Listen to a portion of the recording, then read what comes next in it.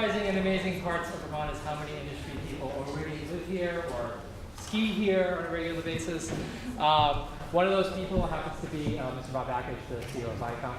And at this point, I'd like to introduce our host for his keynote, Ms. Alicia Menendez. My main job is to not fall off the stage. I'm Alicia. I am so glad to see all of you here today, and I'm so excited to have this conversation with Bob Bakish. I am sure that you have read his bio and stalked him yourself, but Bob is the president and CEO of Viacom, where he oversees a number of industry-leading brands, including Comedy Central, BET, MTV, and Nickelodeon. So that is a pretty diverse array of content offerings. In addition, he also oversees Paramount Studios, which does both film and TV production, as I'm sure you know. Most notably to me about Bob's bio is the fact that he has been at Viacom since 1997, meaning that he has put in 20 years with the company when most of us stay at a job for a year or two these days. So, without further ado, please welcome to the stage, Bob Bakish.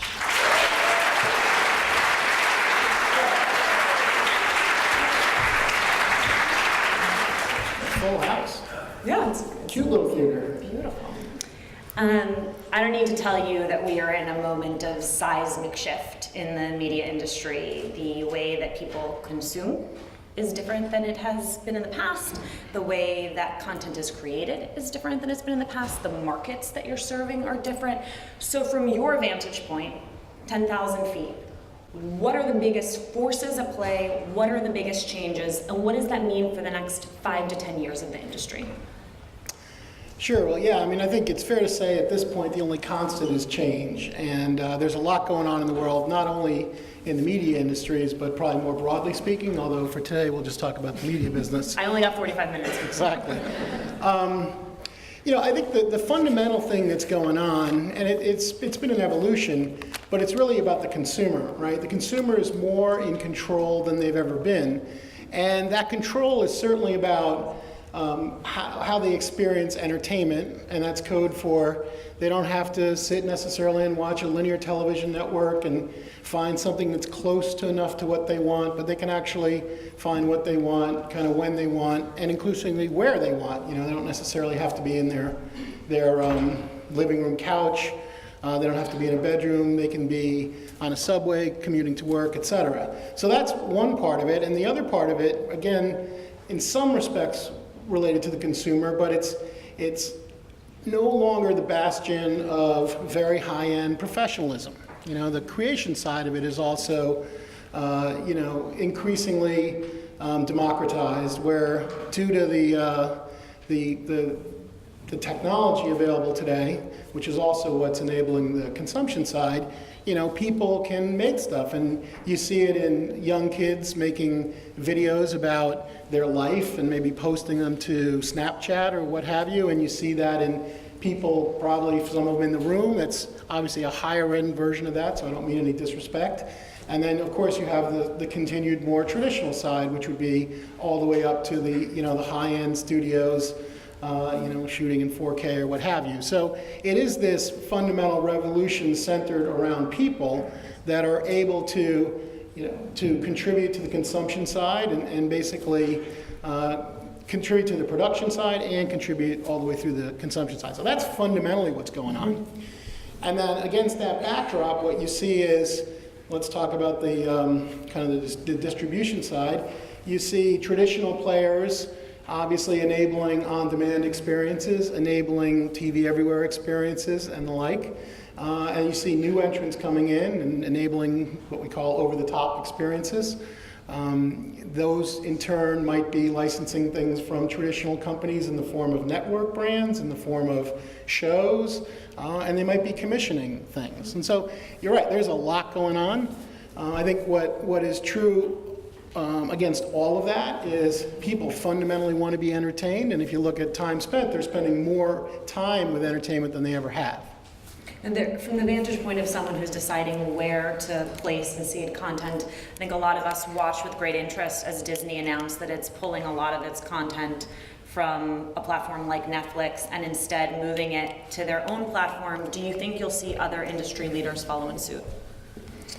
Look, I think, well, I know that every sort of participant, certainly on the business side of this industry, is working through different, I'll say, ideas. I believe in idea pilot scale, but different ideas about how they should participate, somewhere between participate in and drive the future, right? And so in the context of Bob Iger at Disney, he decided to, as you say, pull some product from Netflix and create, or actually he plans to create, because it doesn't exist yet, a direct-to-consumer service around certainly films and also around sports product. He's not the first one to pull product from Netflix. In fact, in January of this year, we have 2 deals with Hulu, and I chose, they're different terms, and I chose not to renew the one that was up. And the reason I chose not to renew that is, fundamentally, people were able to it was a very cherry-picked deal where they had a bunch of highly attractive content, and they paid us a very good price for it, but if you look at on the consumer side of it, it was a very low price of entry for the consumer, and we felt that wasn't the right model, if you will, for our distribution. Now, we still do business with Hulu, we still do business with Netflix, although we don't do it in the US. We do some business outside the US, and we do business with a range of other OTT players. We tend to be much more selective. There was an early time where there was a lot of easy money on the table, where a lot of people took, including us, easy money. Now we're more cognizant of the trade-off and thinking about what it means to the overall ecosystem, and I think that's clearly what Disney's thinking about, and they're not unusual in that regard. There was this great podcast that if you haven't listened to, you can listen to it too, called Making Oprah, that was about the years that Oprah spent at Harpo, and they interview all of these Oprah producers, and they interview Oprah herself. And one of the things that struck me about the podcast was that there's a variety of people saying, like, there's never going to be another Oprah.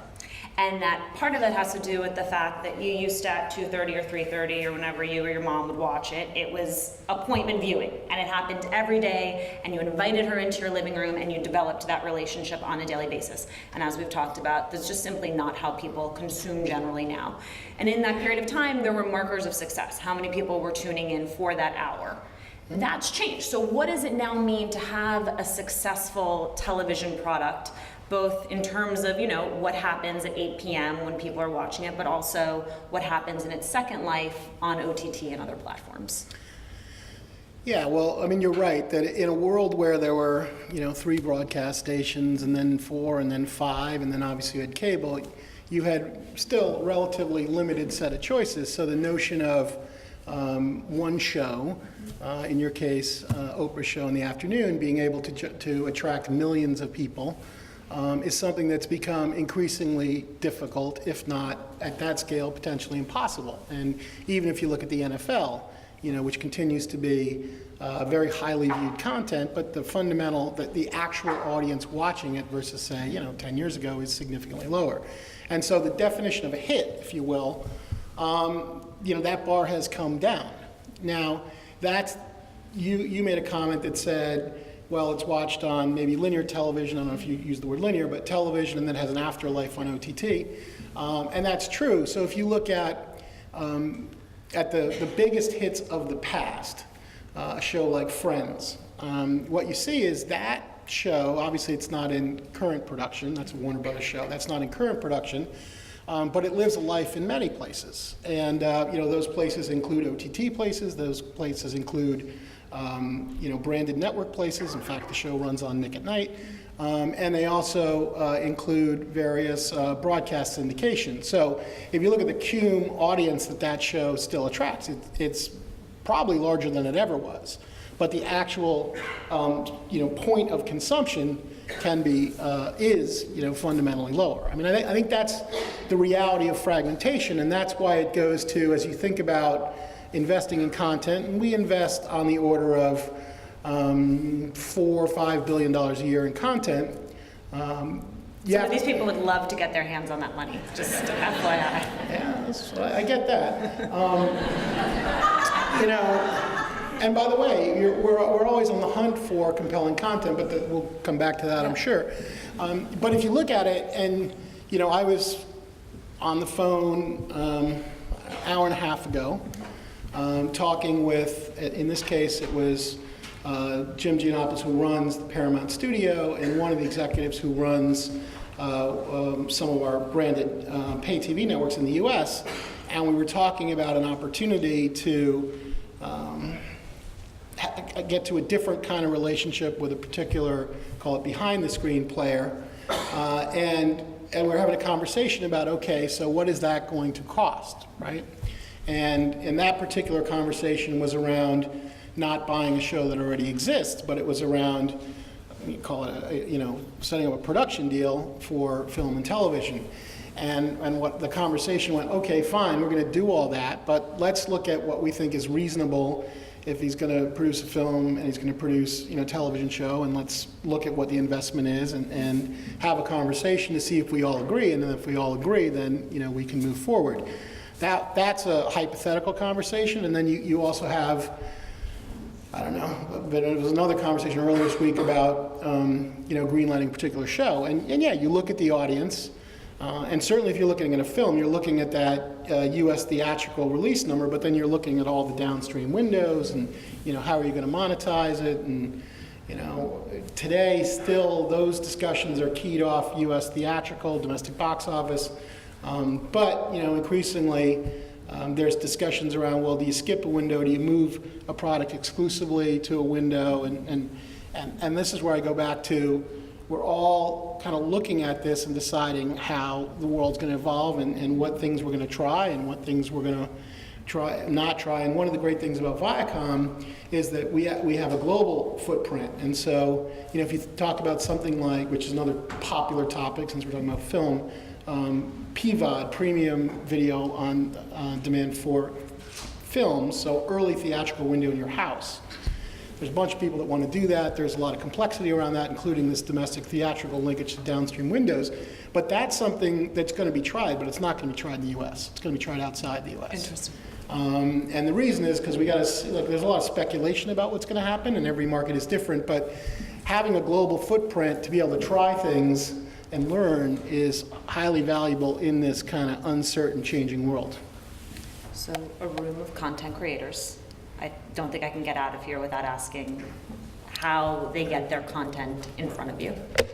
Not you per se, but... Yeah, well, that was my first caveat. Like, getting in front of me, I said, at the end of the day, I'm a general manager, right? And so that's not, even though a lot of people continually think that that's a good idea, it really actually is not an effective idea. You got to get it in front, in our company, you got to get it in front of people who either buy shows that are already made or commission productions, and they commission either from third-party studios or you might do it in-house. But those are people that tend to be on the development side of the business, and they are looking for ideas. This continues to be a black art. You listen to some of the digital players who are saying, yeah, we got the data and therefore we can commission a show that, there's still a lot of art and subjectivity to this, because often typically what you look for is something different. You don't want like the sixth version of the competition show that, has a different take on the host, or maybe, the voting process. Like, okay, there's some of that, but, people are looking for ideas. But the people that are looking for ideas, whether they're in New York or Hollywood or Mumbai or what have you, are the development side of the house, and those are the people to pitch. And as you do that, one of the things that, and this is what it is, that people are worried about is, stealing ideas and the like. And so if you're going to pitching, people tend to be more comfortable if you're represented by someone, which feels like bureaucratic and overhead and all. But the representation, provided you can find someone that's sort of aligned with you, believes in your idea, et cetera, can be a good thing, because it can bring it some credibility and also some comfort in the process. But the people you got to pitch are film development people. We have development people across our brands. We have a talent and development person from Comedy Central who's been at this festival as an example. Those are the people you got to get to, because those are the people who are on the ground making decisions, or at least depending on how much it is, maybe making a recommendation that has to get signed off on something. And again, it varies based on budgets and the like, but you got to go to the development people. One thing I think we hear a lot about now when we talk about content creation is also this question of diversity, and it's become sort of this buzzword that in certain circles means nothing because it's used so frequently that it's lost its meaning. But I wonder for you how you make diversity a priority, both at a corporate level and then actually as it relates to the content that appears on the numerous channels that you oversee. Yeah, so I would sort of frame it by sort of two observations. One is I used to run our business outside the U.S. For a decade, and it was all our networks, and we reach outside the U.S. something like we did at the time something like 3.2 billion homes. That's probably grown a bit in the last year. And as I did that, one of the things, it started out really as a confederation of independent nations, and then we turned it more into a linked multinational company. And as we did that, one of the things I fundamentally believed is great ideas could come from anywhere. And that's not necessarily a show idea, it could be any kind of idea, right? And that notion reflects the value of the diversity of ideas on a global basis. So I'd say, and that, by the way, is 100% true. And I can point to a product, we created a version of our Nick Jr. product as an example called My Nick Jr., which was instead of a linear television feed, it was a personalized preschool network for your son or daughter, which we developed to showcase one of the MVPDs. This happened to be a French company, investment in plant, in their infrastructure, and it was a way where you could sit down and define, my son Henri, who's 4 years old, and we tagged the library. So we reused the library. We tagged it against 13 educational attributes, and then when you said the weighting of the attributes, maybe you want creative exploration and maybe math, then it would go back into the library and pull episodes and start playing it. And if you said, oh, wow, I forgot the milk, you could press pause, or you can press pause, it still exists, and pick up your iPad, get in your car, press play, and it would keep going. So I make that point because that product was not invented in Silicon Valley, that product was not invented in Hollywood, that product was not invented in New York, it was actually invented in Paris. And when the idea came to me in New York, I said, wow, that's a really cool idea, and ultimately, it wasn't that significant an investment, so I said, yeah, let's do it. And then we ultimately took that product and distributed it around the world. So that's an example of kind of the value of the globally diverse idea. The second thing I would say in this context, just to bring it back to the United States, is look at the demographic composition of the United States, or as we said, look at our audiences. They don't all look like me, thank God, by the way. That wouldn't be a very interesting thing to watch on the television. But they are, they are white, they are black, they're Asian, they're Hispanic, they're young, they're old, they're male, they're female.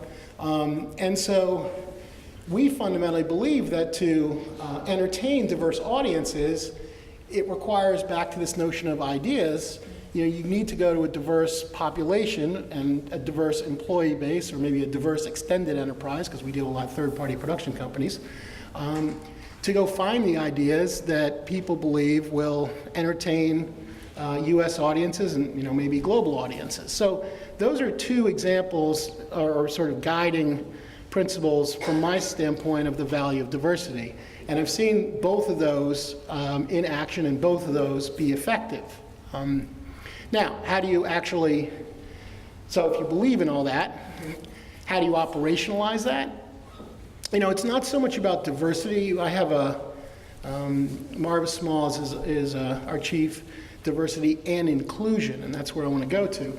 But I have a direct report to me whose responsibility, among other things, is to ensure that we are managing our company, and maybe use the word evolving our company in such a way that we are able to extract more benefit from diversity and inclusion. And when I've known Marva for, I don't know, for the whole 20 years I've been at Viacom, but certainly 15. And, and she emphasized this notion of inclusion, because it's not just about having a diverse population, you also need to make sure they have seats at the table, right? But it's a journey, and there's deeper talent pools that look certain ways than some of the talent pools are a little thinner. but the end state is valuable, and so you have to have a commitment to it. I signed the PwC CEO pledge on diversity earlier this year.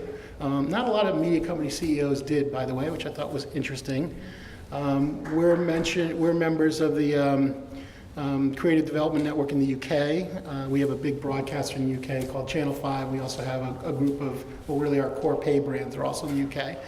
And so, it's something you go out a lot of different ways, and it's something you have to go out intentionally because, gravity won't get you there.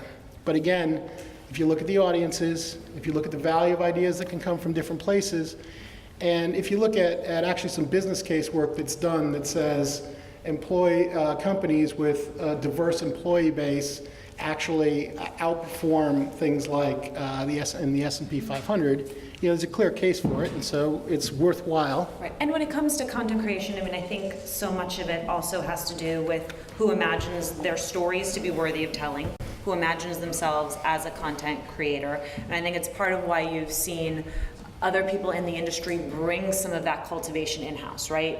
A writer's program for young Hispanic writers, showcases for women directors. And I wonder if you think those things are just sort of nice, like, look, we're trying, or if they actually get the job done.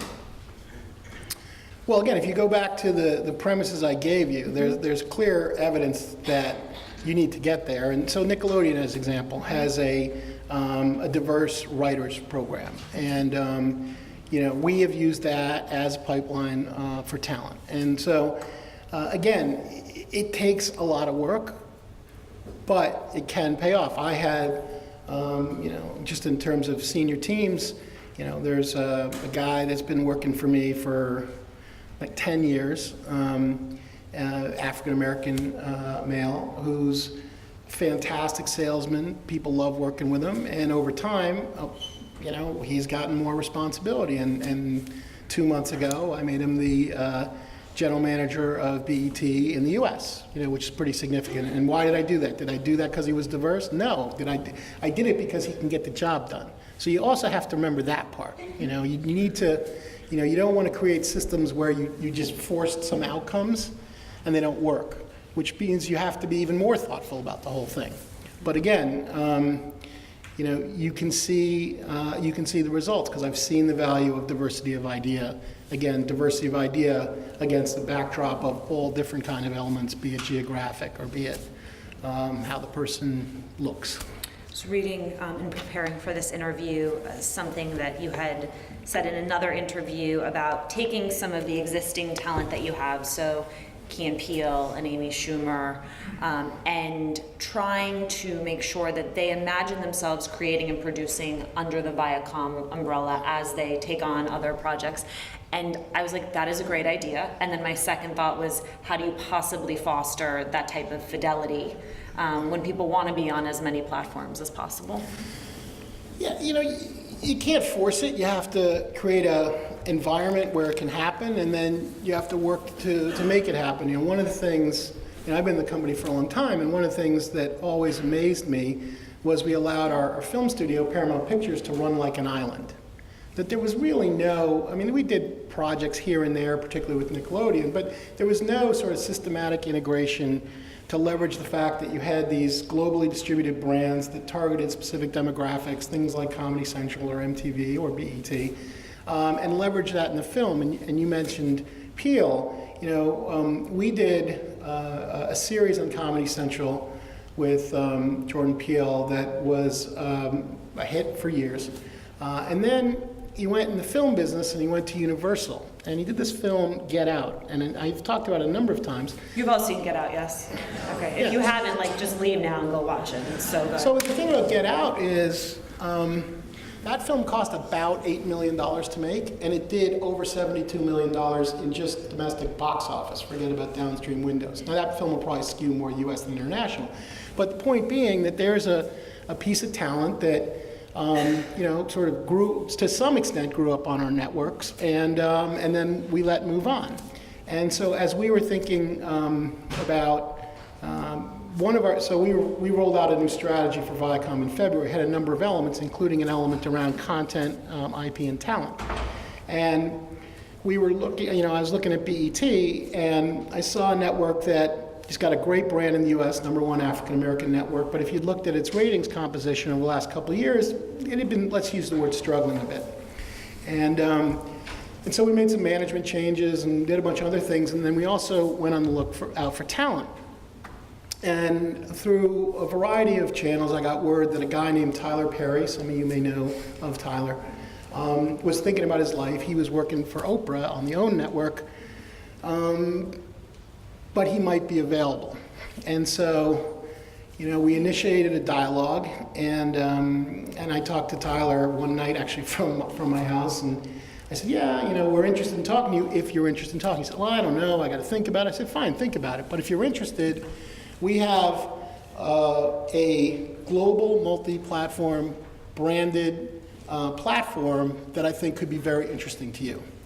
Because right now you're aligned with a domestic brand in OWN, which good brand. Oprah's amazing. By the way, she was his mentor, is maybe still. And I'm so nervous for you that you were wooing someone away from Oprah. Like, that feels like bad juju somewhere in the yeah, it is what it is. But and he was aligned with Lionsgate, which is not exactly it's a sort of minor, it's a mini major studio. And he said, well, that's kind of interesting. I don't know. I got to think about it. And then we get word back, okay, he's interested in talking about it. And I remember it was a Tuesday morning that I was driving in. It was around 7 in the morning, and the person that I'd been talking with, he called me. And I said, all right, great, let's go down Thursday. And so by 10 o'clock, because his representative was in LA, who was up, came back, no, he wants you to come down Monday. And I had to be in France. And I said, can't come down that. But I said, what about this afternoon? And we're talking about down to Atlanta. And they said, this afternoon? I said, yeah, it's 10 o'clock. That's what private planes are made for. We can go. And I wasn't kidding. I mean, one of the cool things about working, in a global media and entertainment company is you have access to something like that. Well, so I said, yeah, we could go. And he was, I think, stunned. And 4 hours later, I was at a studio outside Atlanta having a conversation about this. And lo and behold, we did a global multi-platform deal with Tyler Perry. And that was all about talent. That also, and the reason it keys off the appeal point is his economics of production are very attractive. Good. If you look at cost per episodes and and you look at his hit rates, he's got these Medea films that are not, he shot the last one in 4 days, which blew Jim's mind. And because you usually shoot a feature film in 4 days. And that also did something like 85 million box office. So, it's about finding, these talent that can produce stuff and giving them access to what we continue to believe is a pretty unique platform. We have 5 more minutes and I have 2 more questions. The first is, I would be remiss if I didn't at least acknowledge what's happening in the media industry right now. Explosive New York Times story around Harvey Weinstein and other stories that sort of will inevitably follow. How, at a corporate level, do you make sure that there is a zero tolerance policy for that type of sexual harassment? So first of all, the Harvey story is deplorable and mind-blowing, and I think mostly because it went on so long. I mean, I still don't fully understand how that's possible, but whatever, clearly it did. What you got to do is you got to set standards. I mean, Viacom is known for culture, and I think if you go back 15 years, we were widely regarded as having, if not the, certainly one of the best cultures in the entertainment business, recognizing creativity, recognizing the diversity of idea and all that. And part of that is also seeing value in employees and respecting diverse voices and creating a comfortable work environment. And to your point, actually earlier today, we were having a conversation about that too. And the reality is, thankfully, we don't have a long history of any really bad behavior like that. Although I'm sure that there are pockets in places, but you have to just stand up and say no, because you can't be I've read some of the stories that the women have talked about of being uncomfortable, and some of them continue to work with Harvey and some didn't. But you can't be in this culture of fear like that. It's totally inappropriate. And by the way, it doesn't only exist in the film business. I mean, yes, you could talk about casting couch and like, but it's a problem much more broadly speaking than that. And you know, possibly, if you want to be an optimist about this story, maybe this is a catalyst so that people will work to, you know, fundamentally improve the situation. And you know, like I say, we're certainly focused on it. And we, thankfully, so far as I know, we don't have a long history, but we want to work hard to make sure that we have a welcoming environment for a diverse population, certainly including females, but more broadly. But the one thing I will say, which I think helps Viacom, or potentially helps Viacom, this is we actually have extremely strong representation of females in our company. We mirror the U.S. population demographically, and also we have excellent representation at the very senior level, including reporting to me. Yeah. And I think that should be a helpful factor, because you know, if all these people have seats at the table versus, you know, companies where they don't have any seats at the table, I think that should help create the right environment. Here's my final question. I think I've run over, so thank you for being so generous with your time. But right after the election, and I think in the time since, I'm sure you guys had this too, where I'd go on a lot of meetings and everyone had the same research. And the research showed that viewers wanted two diametrically opposed things, that they were more tuned into the news, wanted more information than they had ever wanted before, and wanted a complete and total break and escape from everything that was happening in the world. Which, as a consumer, I understand. As a content creator, is a little confusing, because you have to figure out how to navigate that. And so I wonder, from your vantage point, I'm sure you've seen the same research, how you make heads or tails of that. Well, look, I'd start by saying we're not in the news business. We're just in the entertainment business, and there's never been a more important time to provide high-quality entertainment, because we definitely all need a vacation. But can I just jump in and say, I agree, so you clap. You know, as a millennial though, Trevor Noah, you just launched Robin Thede show on BET. Yeah, there are a lot of Thursday. members of my generation who are going to be having them interpret the news for them in a way that is just as critical as any network that it considers itself a purely news network. Right? I think that's right. I mean, I've seen plenty of research on The Daily Show, which is Trevor Noah's show, about how people look to it for news. But I want to be very clear, it is not a news show. Right? It is an entertainment show that works off of current events. We launched, Jordan Klepper now is the complimentary half hour, he follows Trevor, The Opposition. Show's off to a fantastic start. It is not the news. It is talking about things that are in the news, and so yeah, therefore you can know what's going on in the news. But its intent is not to be CNN or CNBC or Cheddar for that matter. You know, its intent is to be entertainment. Well, thank you so much. Thank you. Thank you guys. Great seeing you guys.